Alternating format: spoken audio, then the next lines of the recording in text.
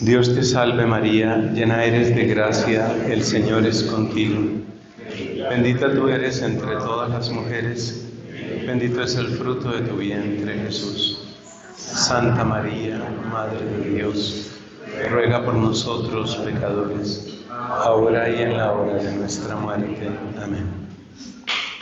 En el nombre del Padre, y del Hijo, y del Espíritu Santo. Amén. Amigos queridos, vamos a los fundamentos, que es el primer paso en nuestro arco.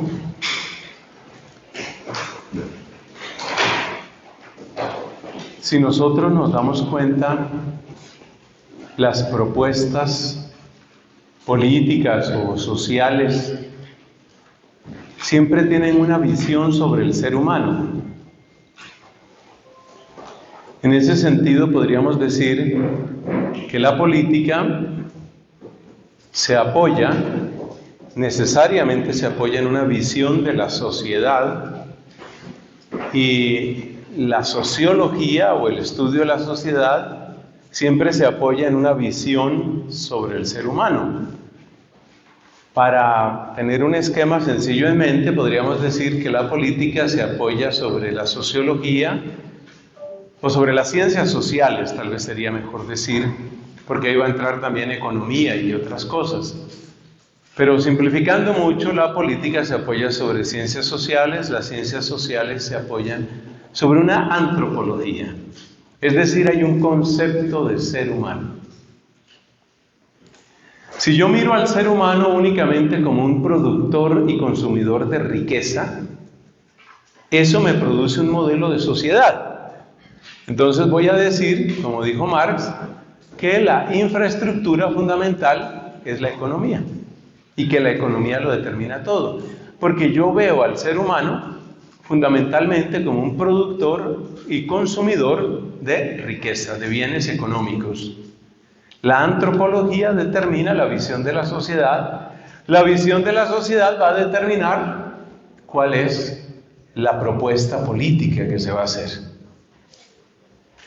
Otra visión antropológica puede ser distinta. Por ejemplo, se puede mirar al ser humano como únicamente un ser para la eternidad.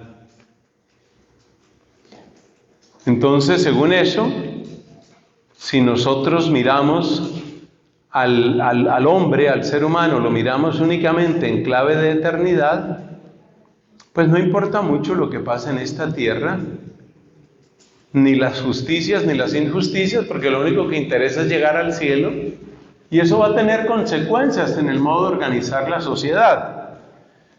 Por ejemplo, no va a interesar mucho introducir cambios sociales, porque al fin y al cabo lo único que importa es que tú seas santo y que llegues al cielo.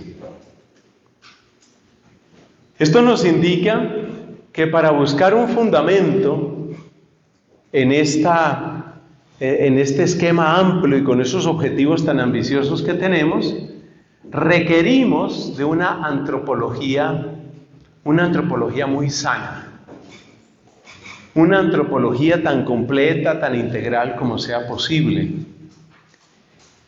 Pero a la vez, esa antropología tiene que apoyarse en una visión más amplia de lo que es la vida, de lo que es el mundo, de lo que es el ser. Entonces, la antropología finalmente nos va a llevar a una concepción filosófica que se suele llamar una cosmovisión, una visión del universo, una visión de lo que existe. Vamos a necesitar una cosmovisión. Fíjate la especie de escalera que estamos describiendo aquí de arriba hacia abajo. La política, las ciencias sociales, la antropología, y vamos llegando a la filosofía. Entre otras cosas porque la filosofía tendrá que responder preguntas sobre qué es lo bueno y qué es lo malo, qué está permitido y qué no está permitido. ¿Está permitido robar? En ninguna parte creo que se admita así, se diga así tal cual, ¿no? Que está permitido robar. Entonces, ¿está permitido matar? ¿A quiénes está permitido matar? ¿Es buena la pena de muerte? ¿Es bueno el aborto? Esas preguntas éticas, nos llevan necesariamente al ámbito de la filosofía.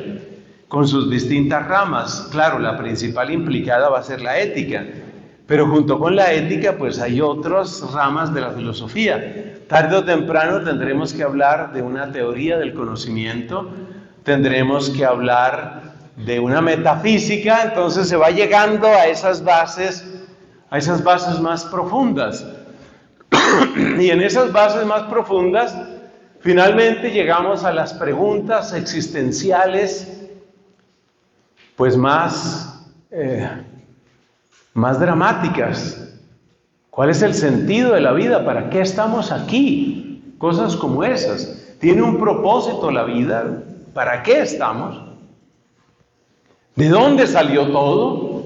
Esas grandes preguntas de la filosofía, esas preguntas más profundas que son de orden así metafísico, pues conectan necesariamente con las convicciones que llamamos religiosas. Tienen que entrar las convicciones religiosas. Bueno, pero algunos dirán, yo no tengo ninguna religión y no me hace falta.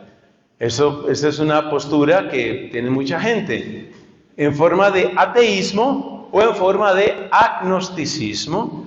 El ateísmo se considera autorizado para negar la existencia de Dios. El agnosticismo considera que el problema o es irresoluble o es irrelevante. Ese es el agnosticismo. Pero aún esas personas, y esta es una reflexión muy interesante que hacía este pensador canadiense que muchos de ustedes conocerán, Jordan Peterson. Decía Jordan Peterson, hay algo que finalmente tiene poder en tu vida.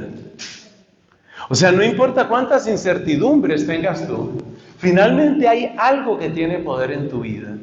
Hay algo que se convierte en el centro, en el trono, en el determinante de tu vida.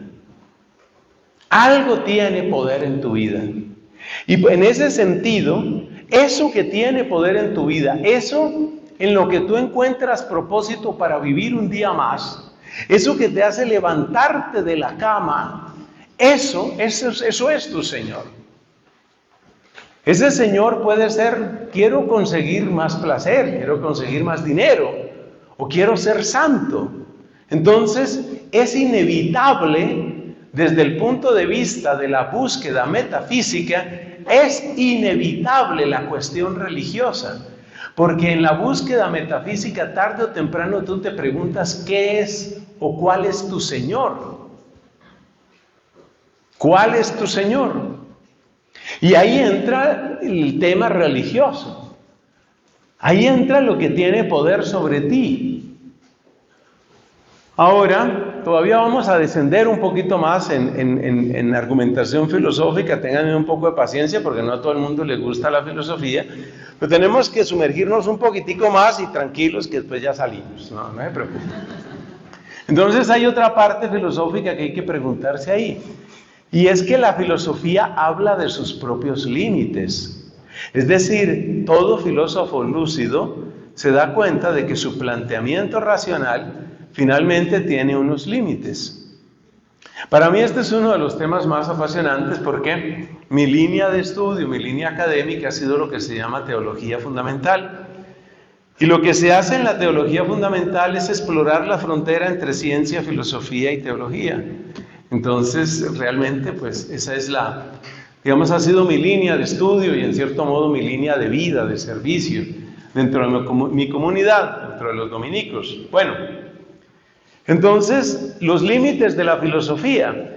El filósofo, por una parte, siente que puede preguntarlo todo utilizando una herramienta maravillosa que es la razón. Por una parte, el filósofo tiene esa idea, tiene esa convicción. Pero un filósofo lúcido se da cuenta de que todo sistema filosófico empieza con una primera pregunta. En el caso de Heidegger va a ser la pregunta por el ser. En el caso de Kant va a ser la pregunta de qué aporta la razón humana al conocimiento. En el caso de Descartes o Descartes va a ser de qué puedo estar seguro. Todo sistema filosófico empieza con una pregunta. Y aquí viene una cosa muy interesante, y es que si tienes que hacer una pregunta, también te puedes hacer una pregunta sobre la pregunta. Tranquilos, tranquilos. Voy a hacer una pregunta sobre la pregunta. Y la pregunta sobre la pregunta es, ¿cómo sé yo que mi primera pregunta es la primera pregunta? Cuando tengo que dar temas de introducción a la teología o de revelación y fe, siempre llegamos a este punto. Entonces, yo les invito, aunque no les suene mucho la frase, le invito a que escriba esa frase. ¿Cómo sé yo que mi primera pregunta es la primera pregunta? Entonces, los filósofos de la línea de la filosofía analítica, que es la línea más desarrollada en el mundo anglosajón en filosofía, como Quine y otras personas, los de la filosofía analítica, te van a decir que la pregunta fundamental es el lenguaje. Otros te van a decir que la pregunta fundamental es el conocimiento, la pregunta fundamental es el ser. Si recordamos a Sócrates, Sócrates decía que la pregunta fundamental está finalmente en cómo vivir. ¿Cuál es la manera de vivir? ¿Cuál es el mejor modo de vivir? Pero la pregunta que tú te puedes hacer, la pregunta sobre la pregunta, o si lo quieres poner todavía más sofisticado, la meta pregunta es, ¿cómo sé yo que mi primera pregunta es la primera pregunta? Y la respuesta a esa meta pregunta es, no lo podemos saber. Esto quiere decir que la razón humana, desde su propio campo y con sus propias herramientas, puede llegar hasta su propio límite, lo cual es absolutamente maravilloso, porque es la demostración racional de que es inevitable la fe. La fe es inevitable. ¿Por qué es inevitable la fe? Porque tú no puedes estar absolutamente seguro de que tu primera pregunta es la primera pregunta. Porque resulta que la razón tiene siempre la capacidad de hacer otra pregunta. Entonces, si yo me entrevisto, por ejemplo, si yo soy filósofo analítico y me entrevisto con Martin Heidegger, y Heidegger me dice que el tema es el ser, entonces yo le digo, ¿y usted cómo estudia el ser? Y él me tiene que citar autores o reflexiones y tiene que usar palabras. Entonces yo le digo, ¿te das cuenta? Entonces la primera pregunta no es el ser, la primera pregunta es el lenguaje. Pero si yo creo que el primer tema es el lenguaje, entonces me encuentro con un Kant o con un kantiano y entonces el Kant me dice, bueno, pero usted tiene que saber algo del lenguaje para poder hablar del lenguaje. Entonces la primera pregunta es el conocimiento.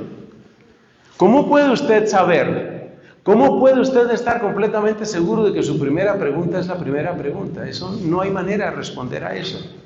Esto demuestra que es imposible una vida que se entregue únicamente a la razón. O dicho de otra manera, esta es la demostración de que la racionalidad encuentra su límite desde sí misma.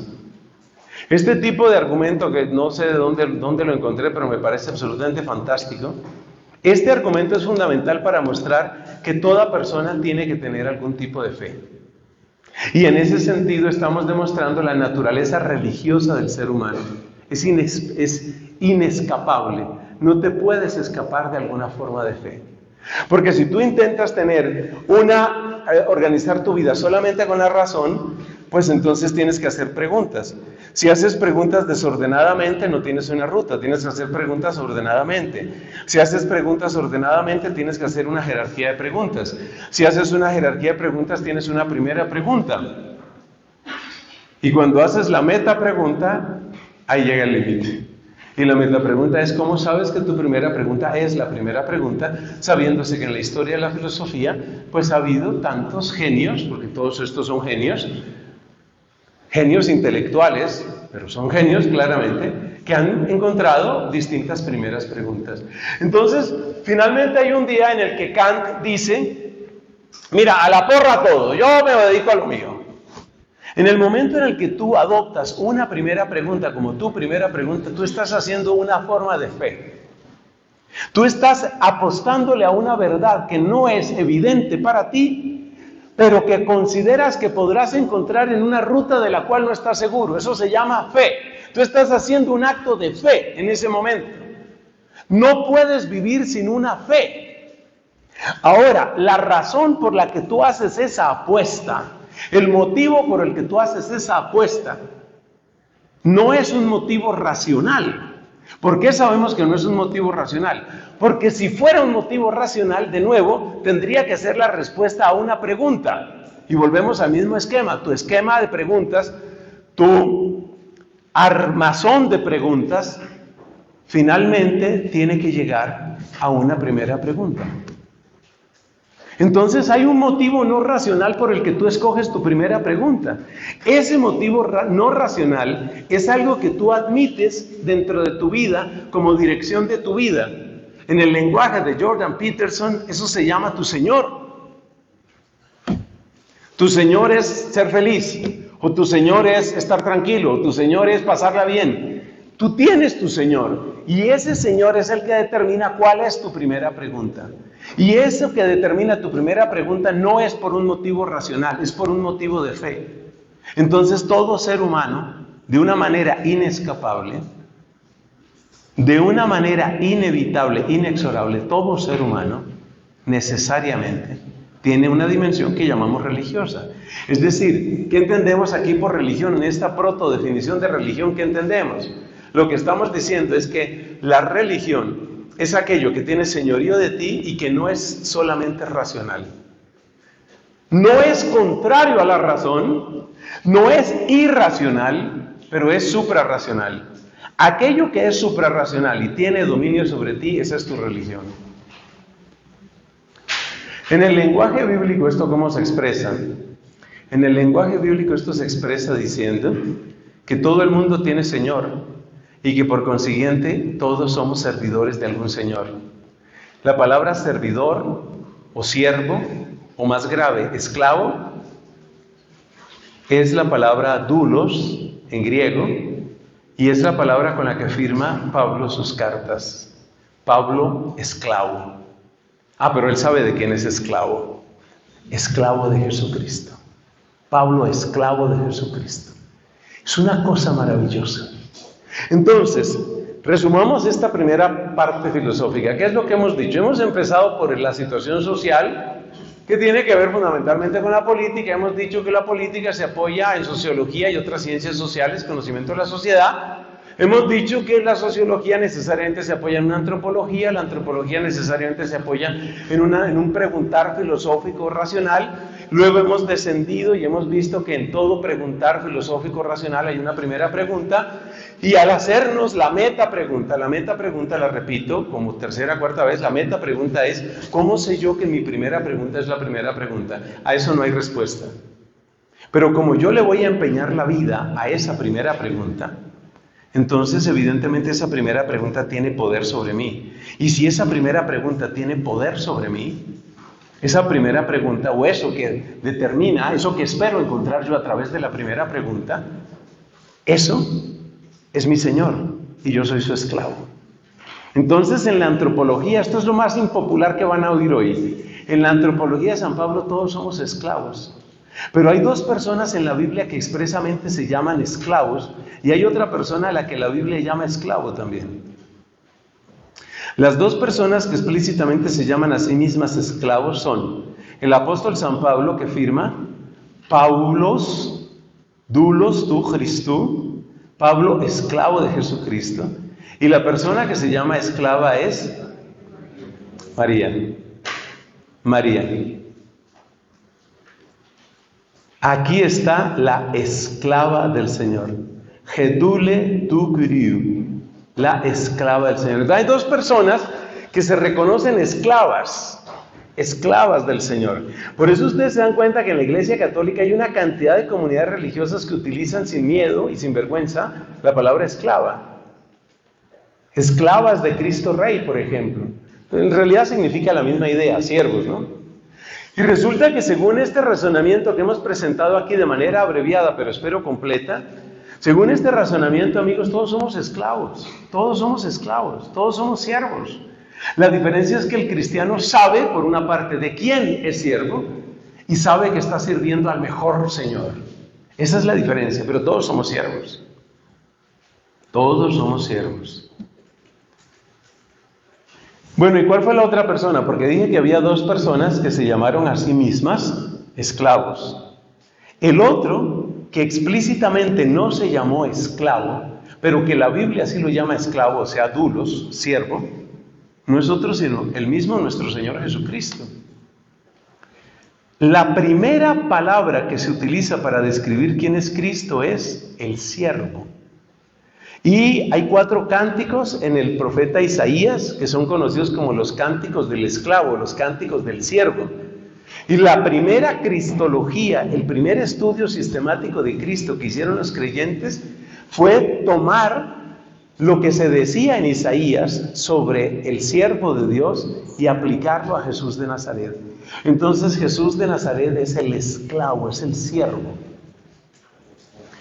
Hermanos, todos somos esclavos, pero los que somos pensantes podemos escoger de quién vamos a ser esclavos. Y los que somos creyentes escogeremos al mejor de los señores. Escriba eso que le conviene. Repito, todos somos esclavos. Ese es el dato antropológico. Todos somos esclavos. ¿Por qué? Porque todos tenemos Señor. ¿Y por qué todos tenemos Señor? Porque el camino racional solo te lleva hasta la primera pregunta, y cuando haces la metapregunta te das cuenta que hay argumentos no racionales que determinan quién es tu Señor. Entonces todos somos esclavos. La ventaja que tenemos los pensantes es que podemos escoger a nuestro Señor. Y la ventaja que tenemos los creyentes es que podemos elegir al mejor Señor. ¿Y cuál será el mejor Señor? El mejor Señor es aquel que se preocupa por mi bien. ¿Y quién se ha preocupado tanto por mi bien y lo ha demostrado? Mi Padre Dios. ¿Y cómo sé que se ha preocupado por mi bien? Sé que se ha preocupado por mi bien porque ha sido providente, porque ha despertado mi conciencia, porque me ha mostrado mis pecados y mis heridas, y luego ha dado remedio a mis heridas y pecados con un precio no menor al de la sangre de su propio y único Hijo. Sé que me ama, sé que me ama. Dice San Pablo, Gálatas capítulo 2, me amó y se entregó por mí. Me amó y se entregó por mí. Entonces, todos somos esclavos, pero los pensantes podemos elegir mejor a nuestro Señor, y los creyentes podemos elegir al mejor Señor. ¿Y cuál es el mejor Señor objetivamente hablando? El que más se ocupa ¿de qué? De mi bien. El que más se ocupa de mi bien. ¿Y cómo sé que se ocupa de mi bien? Por el amor que me ha manifestado en su providencia, en despertar mi conciencia, en apartarme de lo que me hace daño y sobre todo, en darme a su unigénito. No hay amor más grande que dar la vida por los amigos. Tanto amó Dios al mundo que le dio a su Hijo unigénito para que todo el que cree en Él no perezca, sino que tenga vida eterna. Entonces, ¿qué tenemos hasta aquí? Acuérdate que decíamos al principio de nuestra charla anterior, decíamos que nuestro objetivo era una visión integral e integradora. ¿Y qué es lo que estamos haciendo aquí? Fíjate desde dónde empezábamos. La política. Política, sociología, antropología, filosofía, metafísica, y al analizar cómo procede el edificio de la racionalidad, todo el andamiaje de la racionalidad, nos damos cuenta que toda persona tiene una primera pregunta. Y al darnos cuenta que hay una primera pregunta, hemos dicho, bueno, ¿y tú cómo sabes que tu primera pregunta es la primera pregunta? Y es muy interesante, cuando uno tiene un diálogo respetuoso con una persona que haya estudiado bastante filosofía, es muy interesante hacerle este planteamiento, porque es interesante ver a la persona dar vueltas sin poder responder. Es que no tienes manera de responder. Lo único que hace la persona es repetir el mismo argumento, pero la manera de contestarle a la persona que repite lo mismo, por ejemplo, el que dice que lo más importante es el conocimiento, es ponerle al lado otro filósofo y decirle, bueno, pero es que otro filósofo dice otra cosa. Pero por supuesto, el diálogo racional es infinito. Entonces, a partir de ahí hemos descubierto que tú tomas las decisiones primigenias, las decisiones más profundas de tu vida, tú las tomas. ¿A partir de qué? Pues a partir de lo que tú consideras que es lo fundamental, de lo que tú consideras que es lo primero. Pero como no puedes demostrar que tu primera pregunta es la primera pregunta, entonces tú estás tomando un elemento no racional al que le empeñas la vida. Eso es exactamente la fe. Entonces la fe es inevitable para el ser humano. No importa cuán atea sea una persona. Ustedes conocen famosos ateos de nuestro tiempo, recordemos algunos nombres. Es bueno que tengan esos nombres a mano porque hay gente que hay que conocer. Entonces voy a mencionar algunos de los más conocidos. Tenemos a Richard Dawkins, por supuesto, que se escribe D-A-W-K-I-N-S. Richard Dawkins, británico, apóstol del antiteísmo. Tienen uno que falleció hace pocos años, que era especialmente maestro de la ironía. El hombre se regodeaba, se saboreaba, mostrando lo ridícula que es la fe, lo absurda y contradictoria que es la fe, sobre todo la fe cristiana. Este señor murió de un cáncer y se llamaba Christopher Hitchens. Hitchens con H. Esos tipos hay que conocerlos. Hay otro señor que es muy interesante también y que se llama Sam Harris. Sam Harris hay que conocerlo. Hay uno que está en la frontera entre filosofía y la ciencia que se llama Daniel en todo caso, Daniel Dennett. Parece que lo escribe con doble N, pero en una búsqueda en internet te va a aparecer inmediatamente. Daniel Dennett se caracteriza por las explicaciones neurológicas del yo como respuesta a las propuestas filosóficas del alma. Entonces, Daniel Dennett toma la neurología para atacar todo esto. Ese es Daniel Dennett. Otro autor muy conocido, todos estos señores hay que conocerlos. Esta es una línea de investigación que es necesario que ustedes exploren. Ateos y agnósticos contemporáneos. Otro señor es Peter Singer. Singer como cantante, Peter Singer. Estos señores hay que conocerlos. Hay dos franceses que han determinado muchísimo, gente de una profundidad, es decir, el lenguaje anglosajón, porque todos los que he mencionado son más bien anglosajones, de cultura anglosajona, pero hay dos de lengua francesa y de cultura francesa que realmente han tenido un impacto muy grande, pero es menos visible. Uno de ellos que se cita con bastante frecuencia es Michel de Foucault. Hay que saber qué era lo que proponía Michel de Foucault, empezando por toda la confusión sexual que él mismo tenía y por todas las propuestas de degeneramiento sexual que hace Michel de Foucault y que hoy convenientemente son olvidadas por el establecimiento de izquierda. Entonces Michel de Foucault es importante. Y otro que es el autor que ya les mencioné también, Jacques Derrida. Derrida hay que conocerlo, es muy importante, hay que conocerlo. Ese hombre hay que saber qué era lo que estaba haciendo. Derrida se escribe así como se oye, Jacques Derrida. Entonces, todos estos, pues han planteado como ateos prácticamente. Es interesante también el ateísmo, porque es más cercano a nuestra cultura y tiene una combinación el ateísmo de Mario Bunge, argentino. Mario Bunge, el apellido con B larga y con G, Mario Bunge, que es como un apóstol de la ciencia, fue el gran apóstol del conocimiento científico. Hay una obra que muchos de nosotros, los que venimos del siglo pasado, tuvimos que estudiar en la universidad, La ciencia, su método y su filosofía, autor Mario Bunge. Esa obra en particular no es tan contraria, no es tan directamente contraria a la fe, no. Pero el conjunto del pensamiento de Bunge sí lo es. Y en muchas entrevistas él muestra que eso realmente sobra, ¿no? Sobra. En Colombia hay un ateo famoso. Este señor Ginás, ¿recuerdan el apellido de él? Neurólogo, científico que ha trabajado. Rodolfo, gracias, Rodolfo Ginás. Cada vez que viene Rodolfo Ginás a Colombia y le preguntan ¿qué tiene que hacer el país? Porque Rodolfo Ginás es exitoso, muy exitoso. Bueno, digamos, para lo que hemos logrado los colombianos en el ámbito internacional. Él ha trabajado con grandes laboratorios, ha trabajado con la NASA y tal, y tiene unas teorías muy interesantes sobre el yo y el cerebro, parecidas a las de Daniel Dennett.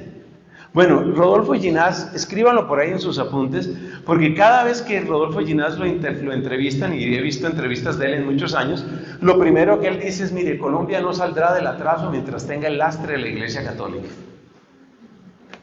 Mientras haya fe, mientras estemos con los atavismos y los lastres de la Iglesia, no va a prosperar este país. O sea, lo primero es instaurar en serio la racionalidad, el conocimiento científico, etc. Bueno, ahí tiene usted un elenco de nombres que es interesante conocer. Yo pienso que todo católico que esté preparado para el combate cultural en el que nos encontramos, tiene que saber de esta gente, tiene que saber cuáles son sus planteamientos, tiene que conocer la fuerza que tienen, porque muchos de ellos, especialmente quiero recordar a Dawkins, que vive todavía, y a Hitchens, muchos de ellos han triturado en público a creyentes. Es decir, son gente que se ha especializado, haga de cuenta, como el que le gusta el boxeo y se entrena. Son gente que tritura creyentes en público.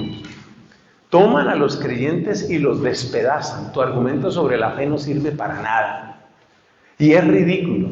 Y después de que se sienten seguros, entonces pisan sobre el cadáver de la fe y dicen, por eso este mundo sería un mundo mejor sin religión. Es uno de los lemas de Sam Harris y de algunos otros. Se pone el pie sobre el cadáver de la fe y vamos a salir adelante sin religión. Cuanto más pronto desaparezca la religión, mejor. Mejor. Hay otros pensadores que no son tan agresivos con la religión, pero que son también ateos, pero no multipliquemos más nombres ahora. Ahí nos quedan lecturas que hay que hacer. Yo estimo que muchos de ustedes realmente quieren tener una buena formación, una muy buena formación, por eso les doy estos nombres. Líneas de investigación, líneas de conocimiento. Bueno, entonces, ¿qué concluimos nosotros? Concluimos que todos los hombres somos servidores de algo, de alguien. Ese es el planteamiento de Peterson. Por cierto, Peterson, al que también hay que conocer, Peterson es un hombre muy interesante.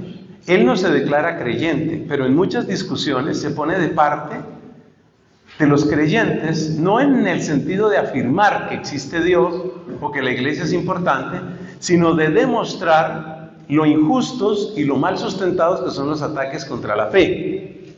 O sea, Peterson se presenta más bien como agnóstico. Él se presenta como agnóstico, pero es un hombre al que también hay que conocer. La manera como él habla de Cristo es con muchísimo respeto, pero él no se manifiesta creyente en Cristo. De hecho, dice que creer en Cristo es casi imposible.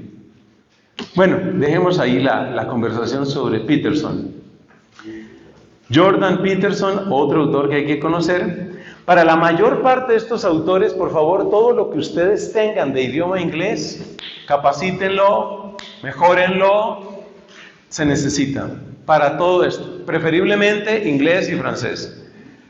Francés para autores como las que yo cité en esa lengua, pero el inglés es realmente un requisito para esto.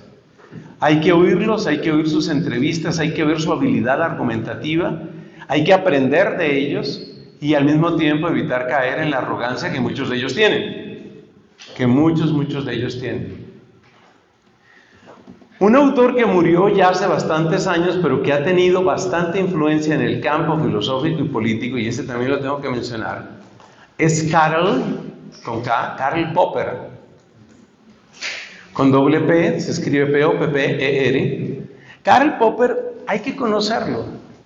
Karl Popper es muy interesante porque Karl Popper tiene su propuesta, que está expresada sobre todo en su libro más famoso, La Sociedad Abierta y sus Enemigos. Curiosamente, pues en inglés adivine cómo suena eso, ¿no? Open Society, ¿le suena de algo a usted? Entonces, la sociedad abierta y sus enemigos.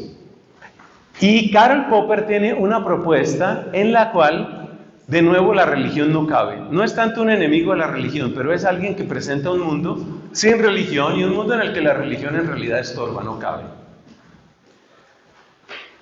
mucho estudio. Hay que saber de toda esta gente, preferiblemente saber de ellos en su propia lengua, la gran mayoría inglés, algunos en francés.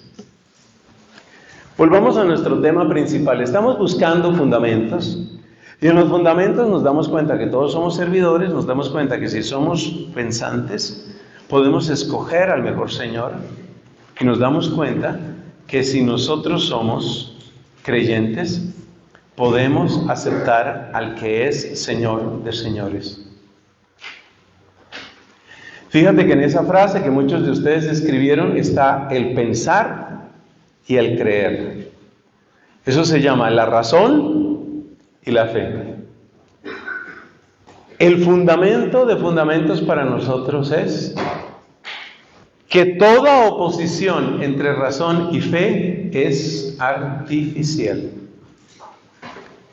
La oposición entre razón y fe es artificial. ¿Por qué es bueno saber eso? Porque en la mayor parte de las universidades, incluyendo algunas llamadas católicas, los docentes presentan implícita o explícitamente oposición entre razón y fe. Y lo presentan en forma de balancín, que en otros lugares, como por ejemplo allá en mi pueblo, se llamaba sub y baja. Ese juguete que hay en los parques de niños, ¿no? Una barra rígida sostenida más o menos por la mitad, y si esto baja, esto sube, y si esto sube, esto baja. El sub y baja, el balancín. Entonces, el lenguaje casi estándar en la formación universitaria actual es el sub y baja.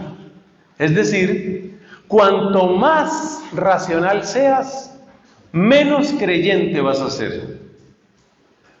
Y cuanto más creyente seas, menos racional vas a ser. Entonces se plantea continuamente una especie de incompatibilidad y de oposición frontal entre razón y fe, descrita en los términos ya dichos. Si sube una, baja la otra. No hay nada que hacer. La posición cristiana católica, que fue la posición mayoritaria de la humanidad hasta la primera mitad del siglo XVIII, es que la razón y la fe no se oponen. Pero ahora yo me encuentro en un severo problema para ver qué verbo describe la relación entre razón y fe. Porque lo que la mayor parte de la gente dice es esto: la razón y la fe no se oponen, sino que se complementan. ¡Ay, Dios! A ver, es respetuosa, pero no es la mejor expresión. La mejor expresión no es decir que razón y fe se complementan. Y yo tengo una batalla interior tratando de encontrar siempre cuál es el verbo que describe la relación entre razón y fe. Hace unos años estaba yo en medio de esta batalla cuando acudí, como es muy natural en estos casos, acudí a Santo Tomás, que es un hombre de una inteligencia portentosa y de la fe digna de un santo. Entonces, pues vamos a conocer a Santo Tomás. Y observa que Santo Tomás nos pone un problema muy grave entre la razón y la fe. Porque Santo Tomás no dice que la razón y la fe se complementan. Había algo que a mí siempre me rechinaba de esa expresión: la razón y la fe se complementan. No me termina de gustar.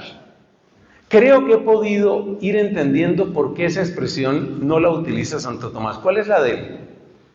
La expresión de Santo Tomás, que se encuentra en el Tratado de la Fe, en la segunda de la Suma Teológica, la expresión de Santo Tomás es esta: la fe es la máxima perfección de la inteligencia. Oiga eso. La fe es la máxima perfección de la inteligencia.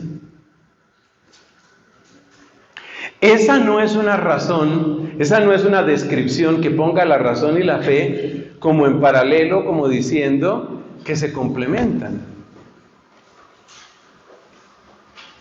Yo creo que vale la pena, aunque de nuevo este es un tema un poco abstracto, pero que Dios nos ayude Ustedes están pidiendo Espíritu Santo allá en sus corazones y yo lo estoy pidiendo aquí que nos ayude, porque estos temas hay que estudiarlos en alguna parte. En ningún lugar mejor que la casa de retiros La Polca, no hay otro lugar mejor. Entonces, mira, hay que estudiar esto. ¿Por qué no es buena idea decir que la razón y la fe se complementan? A ver, Espíritu Santo, ayúdame para poder poner en palabras lo que estoy tratando de decir. Supongamos que yo quiero saber de mi infancia. Para saber de mi temprana infancia voy a hablar con mis papás. Entonces, hablo con mi papá, hablo con mi mamá.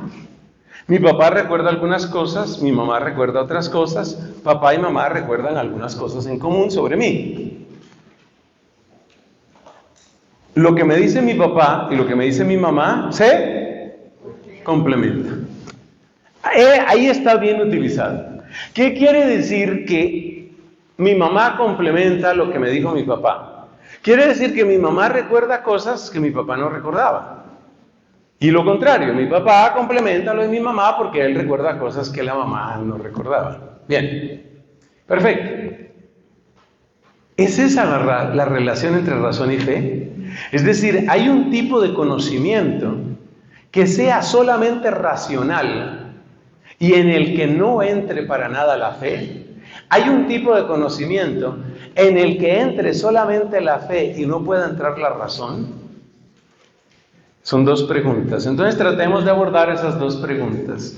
La primera, ¿hay un tipo de conocimiento en el que entre la razón y no entre para nada la fe? La respuesta asombrosa a partir de la enseñanza de Santo Tomás de Aquino es que no. ¿En qué sentido no? A ver, hay un conocimiento que yo puedo tener con la razón sin que intervenga la fe. Pero si yo busco el fundamento último de ese conocimiento que logré por la razón, tarde o temprano llego a la necesidad de la fe, que fue el ejercicio que hicimos al principio de esta charla. O sea que no hay un conocimiento racional que esté fundamentado completa e íntegramente y que pueda omitir del todo la fe. ¿Yo puedo encontrar un conocimiento racional sin fe? Sí, sí. Pero si yo intento fundamentar ese conocimiento hasta su último cimiento, me encuentro con la necesidad de la fe.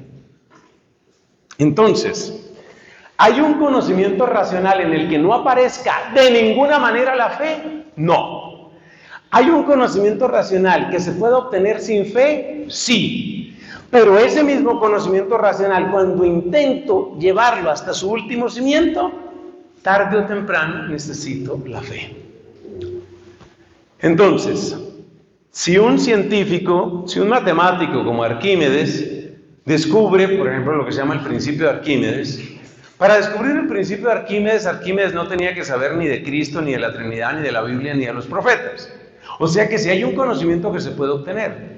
Pero si yo empiezo a tener un diálogo de muchas tardes con Arquímedes para ver cómo es posible el conocimiento matemático y el conocimiento físico, tarde o temprano llego a la fe. Entonces, el conocimiento racional visto en sí mismo no requiere de la fe. El conocimiento racional fundamentado hasta su más profundo cimiento, sí. Esa es la respuesta. Ahí se da uno cuenta que no hay una complementariedad entre razón y fe por el lado del conocimiento racional. Ahora vamos para el otro lado. ¿Puede tenerse un conocimiento que sabemos únicamente por la fe y que no se pueda tener por la razón? Y la respuesta asombrosa, bueno, pues así la saben ustedes, es que sí. Efectivamente, yo no podría saber que Dios es verdaderamente uno en tres personas sin la fe. Yo no podría saber que es posible la consagración eucarística sin la fe. Yo no podría saber que un sacramento como la confesión perdona mis pecados y transforma mi vida. Yo no lo podría saber sin fe. Entonces resumamos lo que hemos dicho sobre esta relación entre razón y fe y usted me entenderá por qué el verbo complementar no es el mejor verbo. Complementar es mi diálogo con mi papi y mi mami, eso es complementar. Pero con la razón y la fe no hay una relación simétrica. Esa es la clave. La fe y la razón no están en una relación simétrica. Mi papá y mi mamá sí están en una relación simétrica en cuanto al conocimiento de cómo fue mi infancia. La razón y la fe no están en relación simétrica. ¿Por qué? Entonces resumimos. Sí es posible un conocimiento racional que no requiere de la fe, pero el sustento hasta el último cimiento de todo conocimiento racional requiere de la fe. Sí es posible un conocimiento de fe que no se podría obtener sin la razón, pero ese conocimiento se puede exponer, se puede presentar de una manera razonable. Ahora que hemos dicho todo esto, ¿qué verbo utilizamos, por Dios? ¿Qué verbo podemos utilizar para hablar de la relación entre razón y fe? ¿Qué verbo nos podrá servir ahí? Esto es muy complicado. Es muy complicado. Podemos decir que es lo que dice el Papa Juan Pablo II en su encíclica sobre la fe y la razón. Pero el Papa Juan Pablo II, de hecho, utiliza complementar. Pero tiene otras expresiones. Hay otra expresión que se utiliza mucho y que es muy poética y es muy bonita y sirve así como para salir de una discusión incómoda. Y esa palabra, esa expresión es que la fe y la razón son como las dos alas. Entonces, así como un pájaro no puede volar con una sola ala, entonces necesitamos de la razón y la fe. Pero la verdad es que esa expresión tampoco es exactamente correcta, porque resulta que la fe es la señora. Esta no es una relación simétrica. De hecho, en la organización de tus prioridades como persona humana, tú necesitas que la fe vaya primero. O sea, la fe es la que te da las luces fundamentales para que tu entendimiento racional descubra cuál es el bien mayor.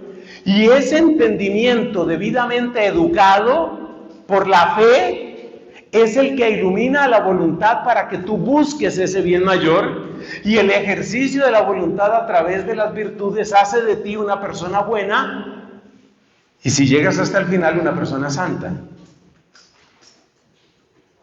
¿Cuál es el autor conocido a la inmensa mayoría de ustedes que presenta exactamente este esquema? Se llama Antonio Rollo Marín. Esta es la teología de la perfección cristiana de Antonio Rollo Marín, donde se ve que la fe es la señora dentro de este esquema, porque la fe es la que revela los bienes mayores al entendimiento. El entendimiento es el que esclarece cuál es el bien deseable y posible. La voluntad entonces desea de acuerdo con ese entendimiento, y en el ejercicio de la voluntad buscando ese bien mayor tenemos las virtudes. En el ejercicio pleno de las virtudes está el bien del ser humano y está la santidad. Ese es el esquema de Rollo Marín. Pero es que no es solo el Rollo Marín. Amigos, esta es la síntesis de la antropología católica. Ahí la tienes. Esa es la síntesis de la antropología católica. Por eso te la repito otra vez. Escríbelo o haz un dibujito o alguna cosa que te haga recordar, porque esta es la antropología católica. La antropología católica no es el complemento entre la fe y la razón. Y todavía tengo otro argumento para decirte por qué no me gusta esa expresión. Pero vamos al resumen de la antropología católica. La fe es la que nos revela los bienes supremos que llegamos a conocer en nuestro entendimiento. Entonces el entendimiento necesita ser iluminado por... No están respondiendo, Dios mío, voy a llorar. No, es inevitable, voy a llorar. Necesito máxima concentración, venimos a estudiar, necesito máxima concentración, esto toca ponerle todo el empeño.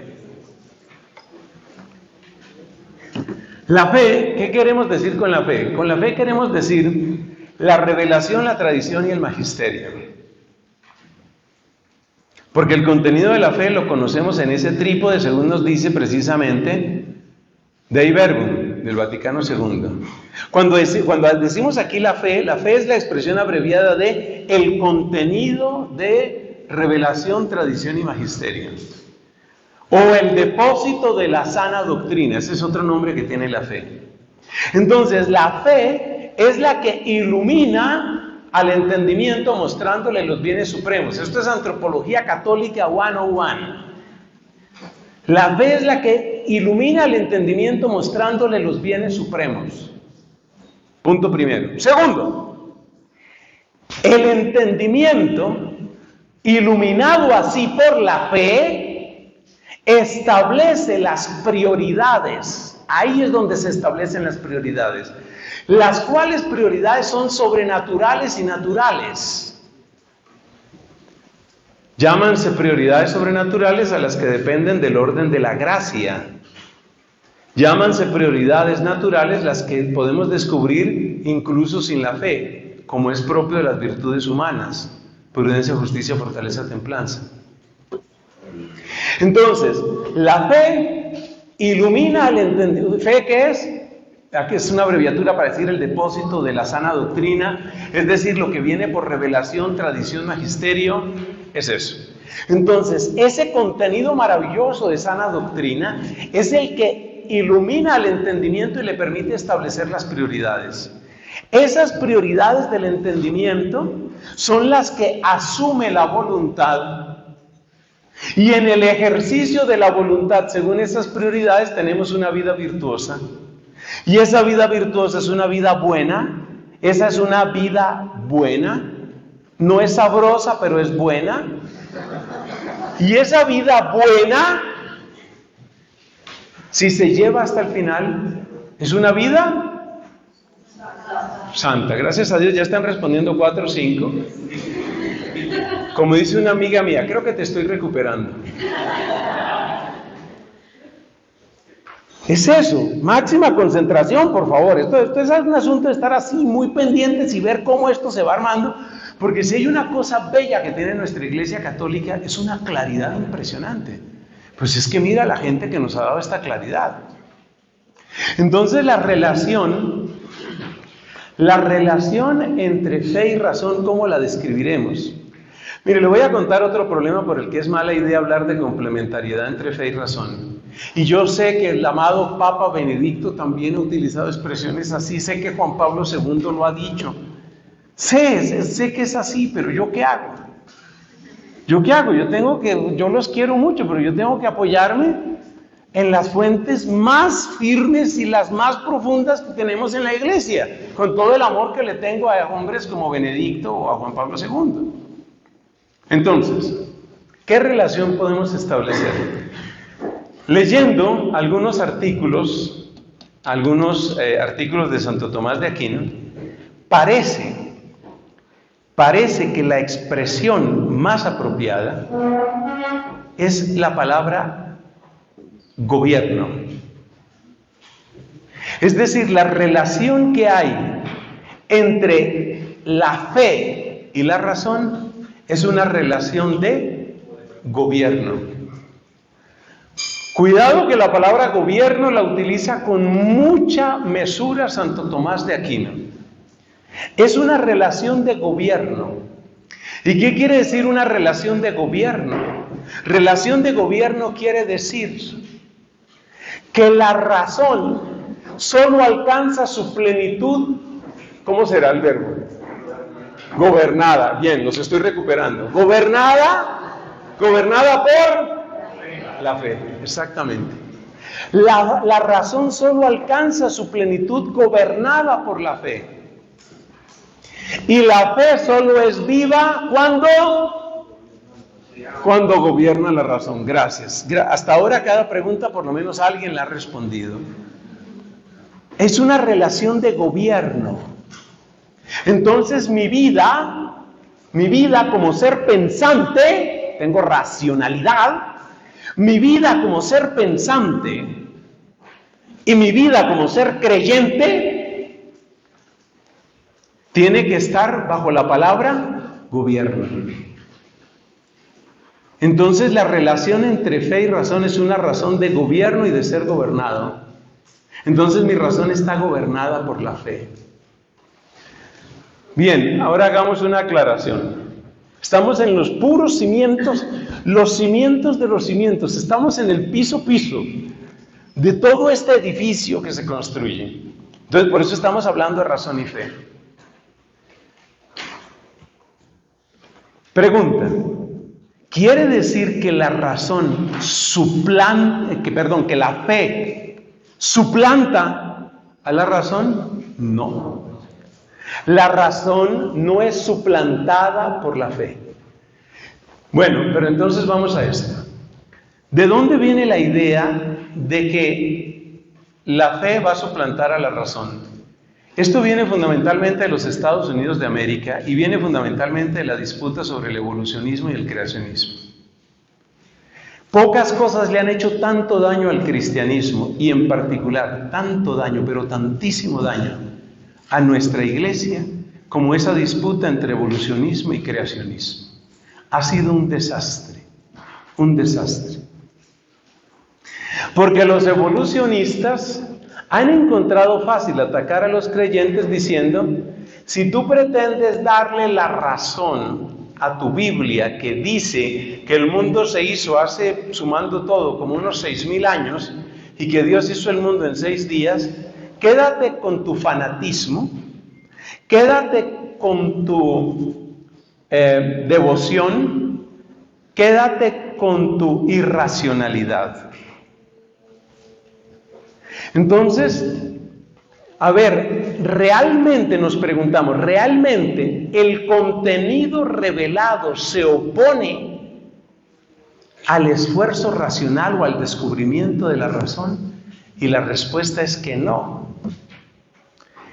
Se podría hacer todo un curso exactamente sobre esta frase, pero hay un par de pensamientos que es importante que los tengamos claros para saber por qué no se da esa oposición. ¿Por qué no se da esa oposición? Lo primero es, el propósito de la revelación no es científico. La revelación no tiene un propósito científico. La revelación no es una descripción del cómo del mundo a partir de leyes, que es el propósito de la ciencia. La revelación no tiene un propósito científico. Entonces, la ciencia, que la ciencia no agota toda la racionalidad, pero aquí para tener un ejemplo. Entonces, ¿qué pasa con la ciencia? La ciencia tiene su propio método, claro que sí.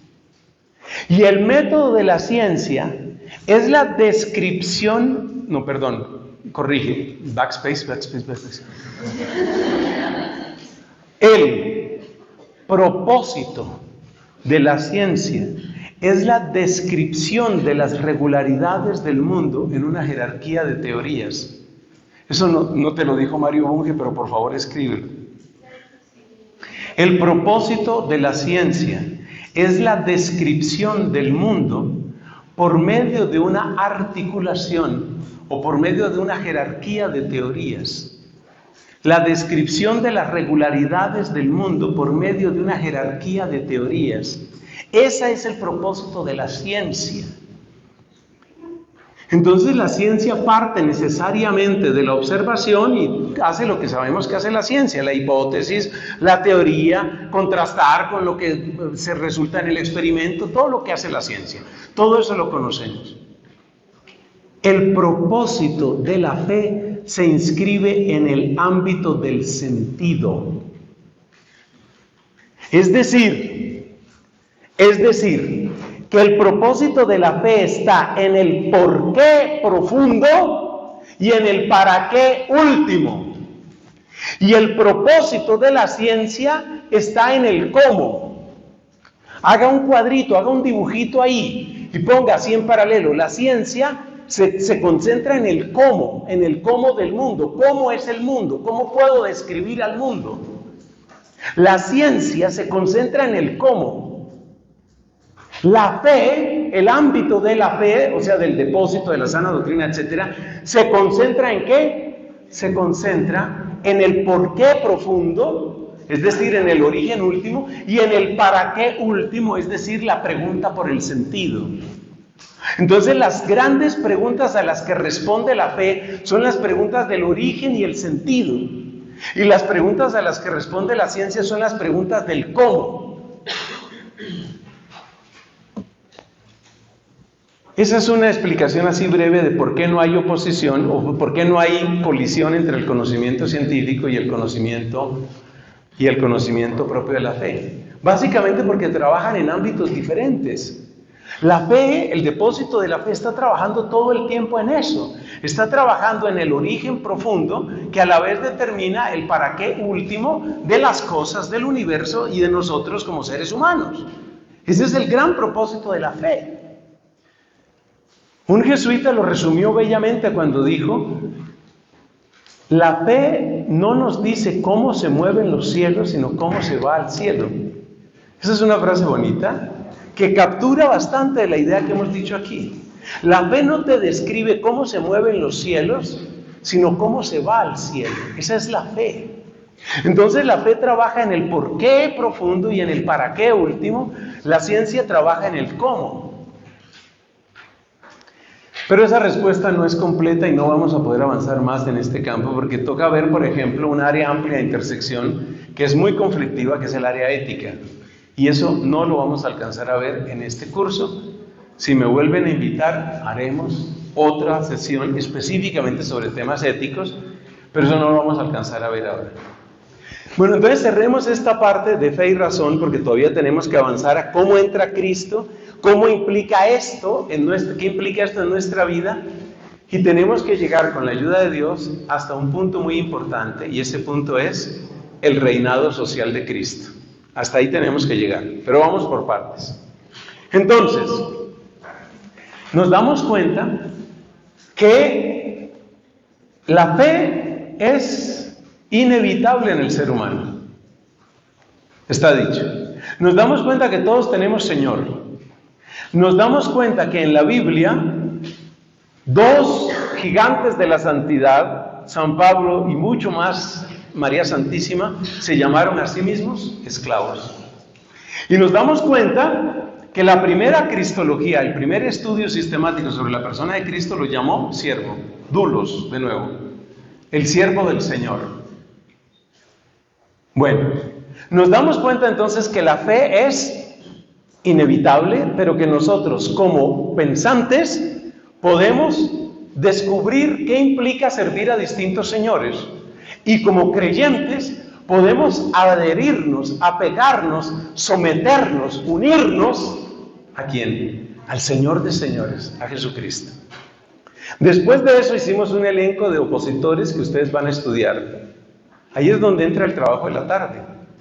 Usted creía que esto era así nomás. Ahí es donde empieza el trabajo de la tarde. Porque es necesario acercarnos a estos autores. Un primer acercamiento para muchos de nosotros. Bueno, entonces, hemos hablado de los opositores.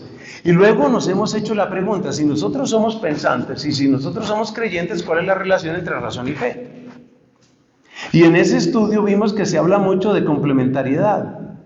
Pero la palabra complementariedad no nos gusta tanto porque no es simétrica nuestra relación con la fe y la razón. Apoyándonos en la manera como describe Santo Tomás de Aquino la adquisición de la virtud, entonces hemos utilizado la palabra gobierno. Y hemos dicho que la relación entre la razón y la fe es una relación entre el que es gobernado o la que es gobernada y la que gobierna. La que es gobernada es la razón y la que gobierna es la fe. Y por último hemos dicho que por lo menos en el caso de la ciencia no hay oposición entre conocimiento científico y conocimiento de fe, porque el conocimiento científico es básicamente descriptivo y no normativo. Es descriptivo porque se ocupa fundamentalmente del cómo, de la naturaleza, del hombre, de la sociedad.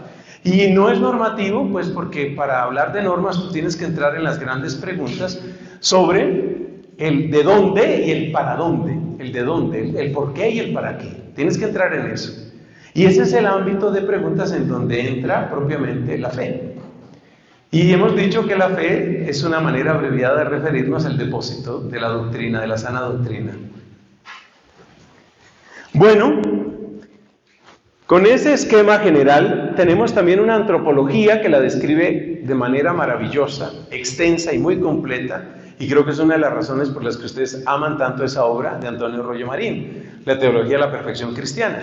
Porque esa obra presenta exactamente el esquema que hemos planteado aquí del gobierno de la fe. La fe me deja ver, la fe me permite ver los bienes mayores, los bienes supremos de hecho.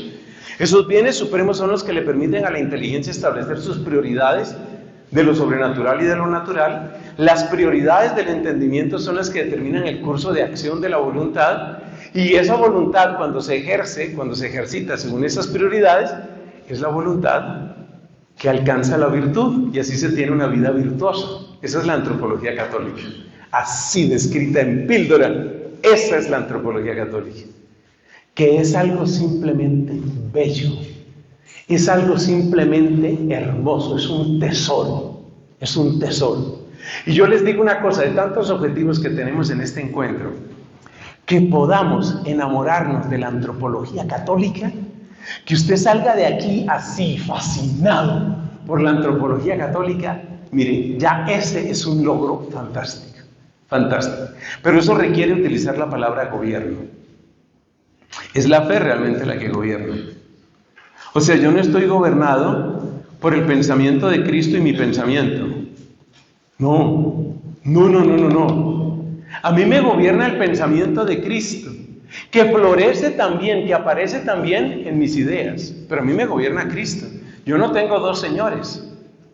Mis dos señores no son Cristo y Nelson Medina. No, yo tengo un solo Señor. Él, el Rey de Reyes. Él es mi único Señor. Lo mismo pasa con la razón y la fe. Yo no tengo dos señoras que son la razón y la fe. No, yo tengo una fe que ilumina mi entendimiento. Acuérdese la frase clave de Santo Tomás.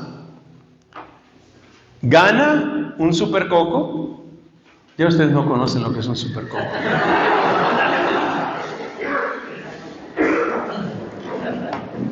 Los que somos de bien atrás en el siglo pasado, sabemos lo que es un supercoco. Oiga, por casualidad, ¿quién de ustedes sabe que es un supercoco? Levanten la mano. Ah, entonces sí saben. Bueno, bien. Gana un supercoco la persona que encuentre, pero no ahora, por favor, porque se me distraen, esto es como con niños chiquitos, la persona que encuentre la cita exacta en el Tratado de la Fe, secunda de la Suma Teológica, donde Santo Tomás dice que la fe es la máxima perfección de la inteligencia. Esa frase a mí me cambió la vida. Acuérdense que yo venía del ámbito de la ciencia, yo venía de la física pura y la matemática y después el estudio de la filosofía. Y cuando me encontré con esa frase, sentí que se abría un mundo luminoso. El único teólogo que a mí me ha hecho llorar de alegría es Santo Tomás de Aquino. Es el único. Leyendo una obra de él que se llama Las razones de la fe, de Rationibus Fidei, es la única vez que yo me acuerdo haber llorado de pura alegría leyendo un texto. Las maravillas de los santos. Bueno, entonces hay que encontrar ese texto.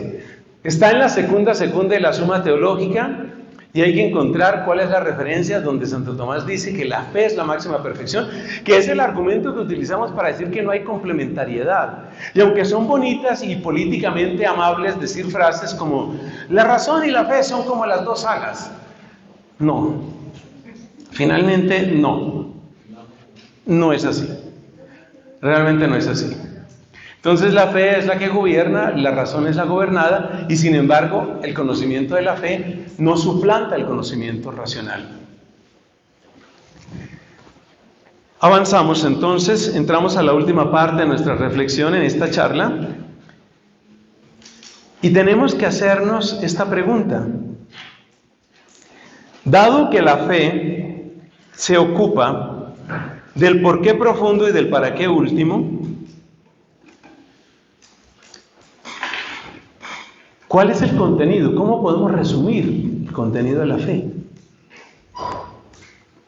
Evidentemente la fe no nos va a dar lo que podemos obtener directamente, o no es su propósito darnos lo que nos da el conocimiento racional. Ese no es el propósito de la fe.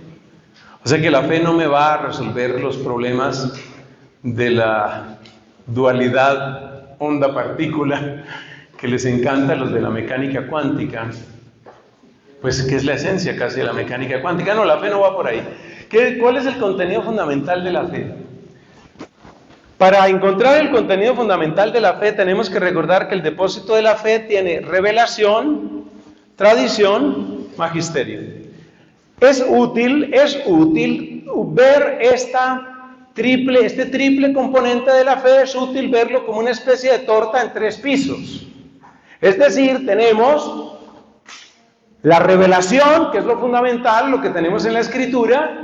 Sobre la revelación tenemos el eco de la palabra en la historia, que esa es la tradición, y acompañando la tradición y discerniendo qué es lo correcto y qué es lo compatible o no con la fe, tenemos el magisterio.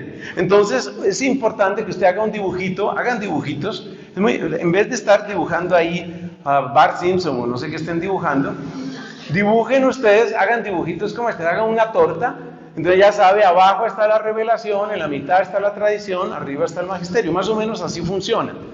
Y de hecho uno espera que el magisterio, sobre todo el magisterio pontificio, esté de acuerdo con la tradición. Y por eso la gente se choca mucho y siente mucho dolor cuando le parece reconocer en algunas palabras del Papa cosas que no concuerdan con la enseñanza tradicional de la Iglesia.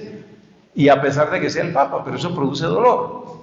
Entonces va así, revelación, tradición, magisterio. Ese es el depósito básico de la fe. Y constituye un único depósito, nos dice la Constitución Dei Verbum del Concilio Vaticano II. Bien, ¿qué tenemos en ese depósito? Esa es la pregunta que nos hacemos. Que es otra manera de preguntarnos qué nos gobierna a nosotros los creyentes. Y aquí viene algo maravilloso. A nosotros no nos gobierna una teoría. No. A nosotros no nos gobierna una teoría. Las teorías son propias de la ciencia, o en un lenguaje laxo son propias de la filosofía. Las teorías. A nosotros no nos gobierna una teoría. No es un postulado racional lo que a nosotros nos gobierna. Entonces, ¿qué es lo que nos gobierna? Lo que a nosotros nos gobierna y el centro, la nuez misma del contenido de la fe, es un relato de amor. A nosotros, a ustedes, amigos, amigas, amadas en Jesucristo, a nosotros lo que nos gobierna es un relato de amor. Y la revelación es fundamentalmente ¿qué? Un relato de amor.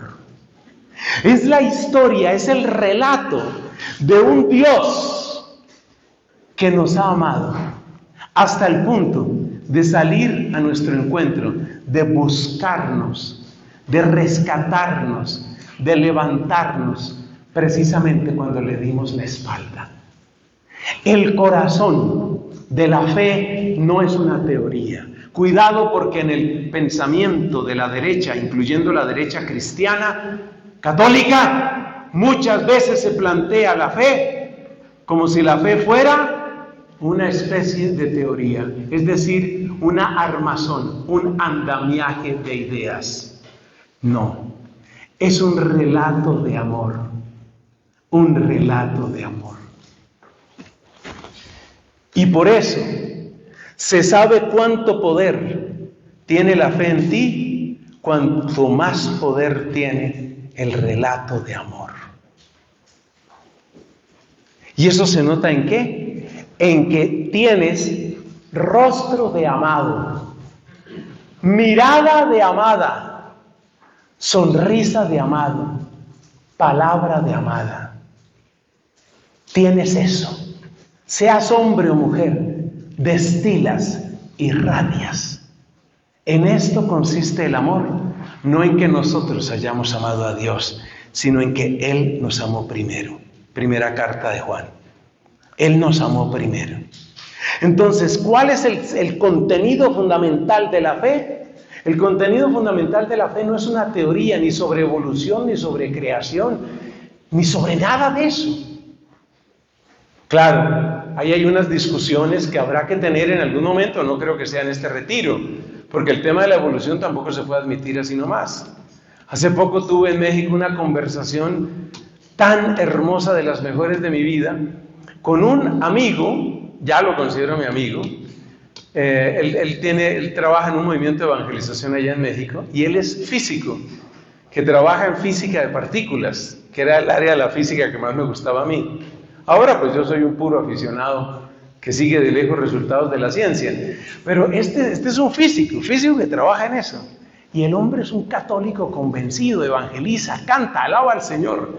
O sea, es un mix genial. O sea, para mí encontrarme con este hombre, y él también me aprecia muchísimo, fue una cosa fantástica. Bueno, entonces hablábamos con él sobre este tema, y hablábamos, por ejemplo, sobre el tema de evolución y creación. Ese es un tema largo, pero si entramos por ahí se nos va toda una charla, por lo menos en eso, y ese no es nuestro propósito aquí. Pero le quiero decir que esos temas se pueden estudiar, que son temas un poquito como de colisión, entre comillas, entre razón y fe, o fe y ciencia, o lo que sea. Entonces, la fe, el contenido fundamental de la fe, el primer contenido de la fe, ¿qué es? Un relato, es un relato de amor. También se le conoce con otra expresión, es una historia. No en el sentido de history, sino en el sentido de story. Es una historia, es un relato de salvación, un relato de amor. ¿Y nosotros quiénes somos? Nosotros somos testigos de un amor inmenso. Un amor que baña nuestra inteligencia, un amor que sana y levanta nuestra voluntad, un amor que recupera nuestros cuerpos en salud y pureza, un amor que nos permite relacionarnos de una manera diferente. Eso es lo que tenemos en nuestro corazón, lo que tenemos adentro de nosotros. Si hacemos una excursión hacia el núcleo y nuez de la fe, lo que encontramos es un relato de amor. Y la Biblia entera es un relato de amor. Eso es lo que es.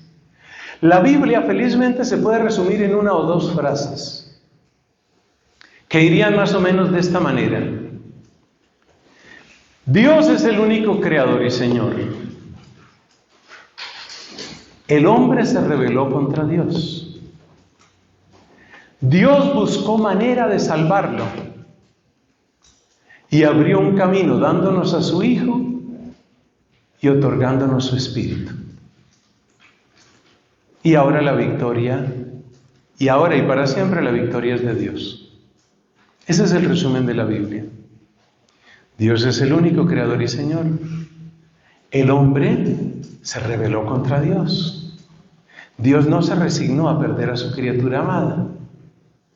La buscó y logró su salvación para siempre. ¿Cómo? A través de dar a su Hijo y la efusión del Espíritu. Por eso la victoria es de Él para siempre. Eso en 2 o 3 renglones se escribe. Ese es el resumen de la Biblia. Ese es el resumen de la Biblia. Y eso es lo que nosotros creemos. Entonces, para entender bien la Biblia, hay que entender bien, básicamente, 3, 4 palabras. Entonces, escriba, por favor, las palabras fundamentales para entender toda la Biblia.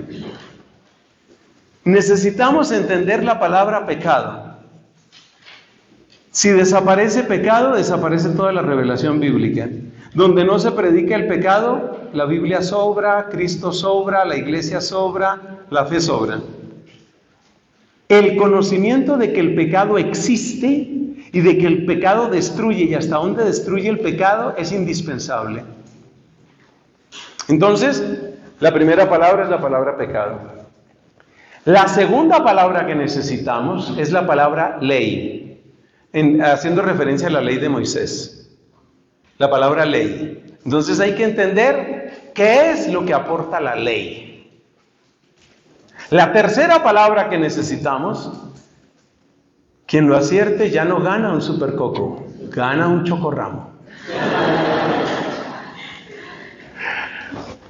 Oiga, ¿cuál será la tercera palabra?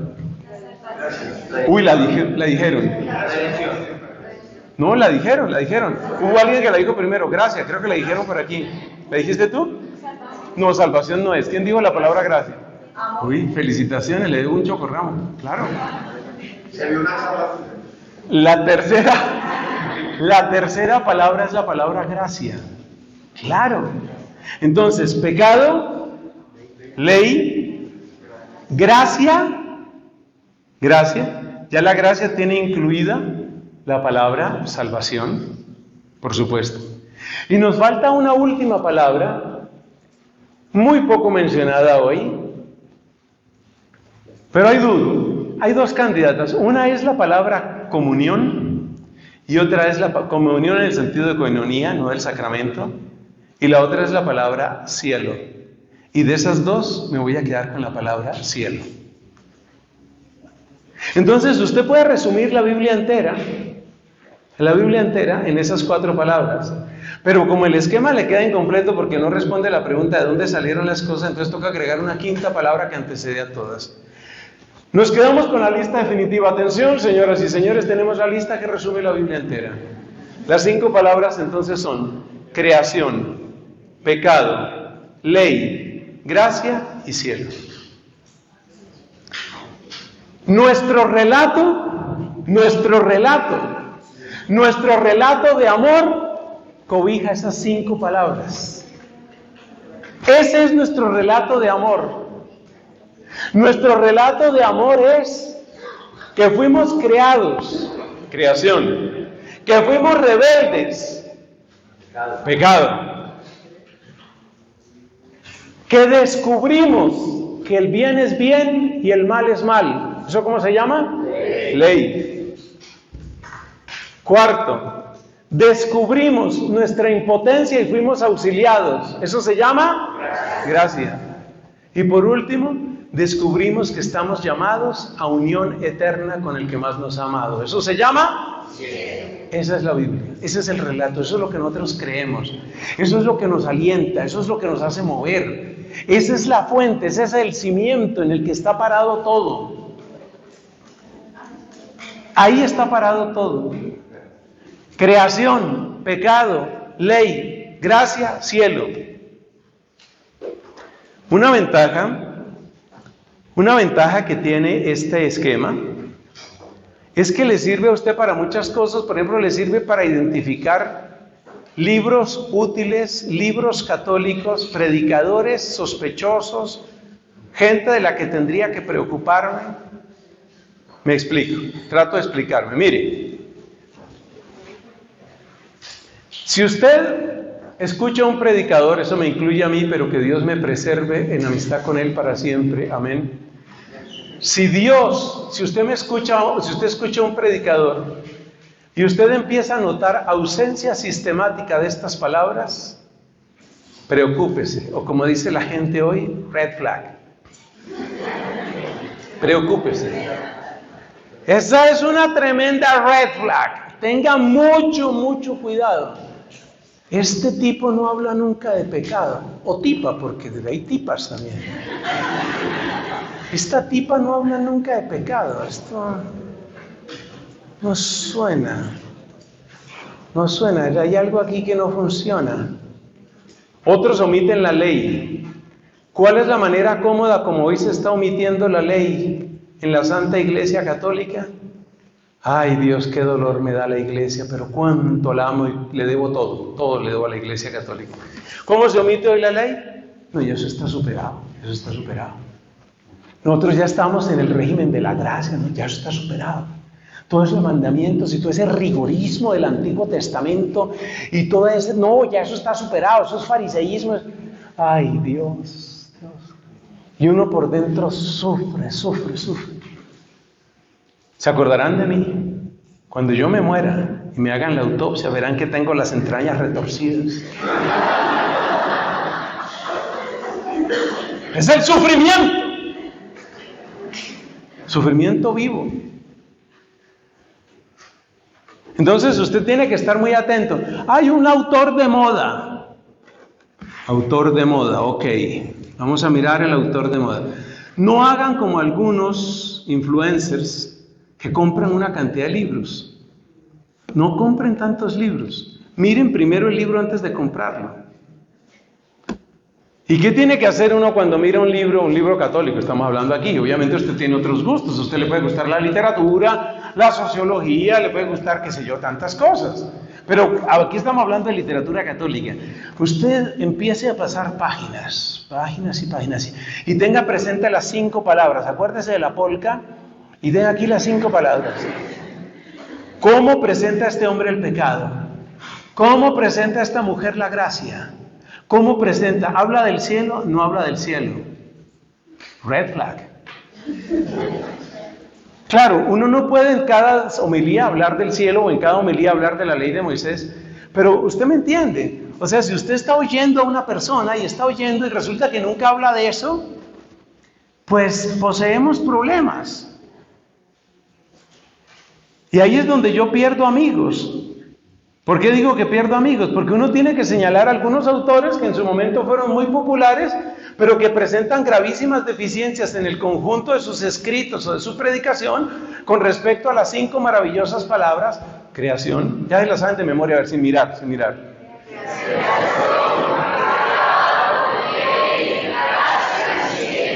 Muy bien. Hubo gente que hizo lip sync, pero ok, se les vale, está bien. Entonces, autores como ¿cuál? De los más dañinos, Anthony de Melo. Carlos Vallés, jamás lo podría recomendar yo. Y no son autores agradables de leer. De hecho, por ejemplo, Anthony de Melo es uno de los autores, ya ha declinado mucho su popularidad en nuestros días, pero Anthony de Melo es un autor pero muy agradable de leer. Es muy agradable de leer. Pero es que uno no se salva por leer cosas agradables. Carlos Vallés, no es. Anselm Grün, no es. Busque usted dónde están estas 5 palabras. ¿Y por qué estas 5 palabras son tan importantes? ¿Porque un fanático llamado Nelson Medina dijo que eran importantes? Claro que no.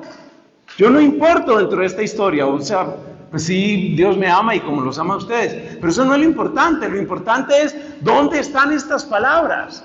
Entonces, ¿qué me pasó a mí, por ejemplo, con Anthony de Melo? Que yo veía que el hombre escribía, pues así, con una narrativa poderosísima en el sentido que te agarra, te atrapa, pero vas pasando páginas, página tras página, y yo decía, ¿dónde está la redención? La redención es la obra de la gracia, ¿no?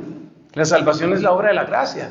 ¿Dónde está el perdón de los pecados? Y entonces este señor hablando de la iluminación, el cambio de perspectiva, el nuevo insight, la perspectiva, la iluminación, la perspectiva, se acabó el libro. Entonces vamos con otro libro, porque tal vez este era un libro de cuentos que él estaba escribiendo. Vamos con otro libro. Y vamos con otro libro y página tras página tras... Entonces cuando tú has visto que los 3 o 4 principales libros de un autor no tratan de esto, tú no digas que es un autor católico. Y si esa persona está haciendo una propuesta de cambiar la vida y esa propuesta no es católica, poseemos serios problemas. Porque quiere decir que esa persona te está predicando budismo, o te está predicando nueva era, o te está predicando quién sabe qué, pero esa no es la fe cristiana. Entonces uno tiene que tener muy claros estos elementos. Estos elementos han tenido expresiones dramáticas en muchos santos. Y aquí tengo que mencionar a esta mujer a la que tantísimo le debo después de la Virgen, a Santa Catalina de Siena. ¿Cómo expresaba Catalina de Siena? Claro, porque de todas estas palabras son importantes, pero de las 5 palabras, siendo todas fundamentales, la 4ª palabra, la gracia, es decir, el amor irrevocable, el amor potente, el amor transformante. Todas estas palabras hablan de la paciencia y del amor de Dios, todas, pero ninguna tanto como la gracia. Dice el evangelista San Juan al final del capítulo 1, de Moisés, ahí nos está hablando de la ley, ¿no? De Moisés recibimos la ley, pero la gracia y la verdad las hemos recibido por Cristo. Entonces, ¿cómo describía Catalina de Siena dramáticamente? Ella hablaba de la sangre de Cristo. Por mí, la sangre, la cruz. Usted en sus ratos libres, acuérdese que no vamos a dormir estos días, en sus ratos libres, por ejemplo, diga usted entre 3, 4 de la mañana, haga un dibujo, haga un esquema de cómo de estas palabras se derivan otras. Por ejemplo, de la gracia, usted puede poner la sangre de Cristo, nuestro Señor y Salvador. De la gracia usted puede poner la cruz. De la gracia usted puede poner el perdón, de la gracia puede poner salvación. Es la palabra más importante de todas. La más importante, a la que le empeñó la mitad de su episcopado San Agustín. La mitad de su episcopado San Agustín lo dedicó a predicar la gracia, la importancia de la gracia. Sin la gracia no somos nada, necesitamos la gracia divina, pidamos la gracia, que es lo mismo que pedir efusión del Espíritu Santo, otra rayita. Hagan esquemas, hagan dibujos, hagan cuadros. Trate de comprender lo mejor posible cada palabra que usted escuche. Por ejemplo, con la palabra ley, la ley de Moisés, ¿qué otras palabras pueden salir de ahí? Pues de la ley, por ejemplo, puede salir la conciencia. Como decía hermosamente San Juan Pablo II, de alguna manera los mandamientos ya están escritos en cada ser humano. Cada uno de nosotros ya tiene los mandamientos escritos. Entonces, con la ley, entonces te va a aparecer la conciencia. Con la ley, ahí te va a aparecer la conexión con la ética y la racionalidad en el comportamiento humano. Es muy bonito que ustedes hagan un esquema, hagan un cuadro. Es muy importante que ustedes hagan ese tipo de actividades. Cerramos entonces, amigos queridos, cerramos reconociendo que este es el relato. No alcanzamos a llegar hasta donde yo quería. Yo quería que llegáramos hasta el reinado social de Cristo, pero bueno, hemos avanzado bastante. En nuestro siguiente tema vamos a hablar sobre el reinado de Dios y cómo ese reinado de Dios cobija todas las áreas y dimensiones de la vida humana, incluyendo, por supuesto, y ahí enfatizaremos, el área social. Ahí vamos a entrar en esa parte. El reinado social de Jesucristo, ¿qué implica eso? ¿Qué trae eso para nuestras vidas? Gloria al Padre, al Hijo y al Espíritu Santo.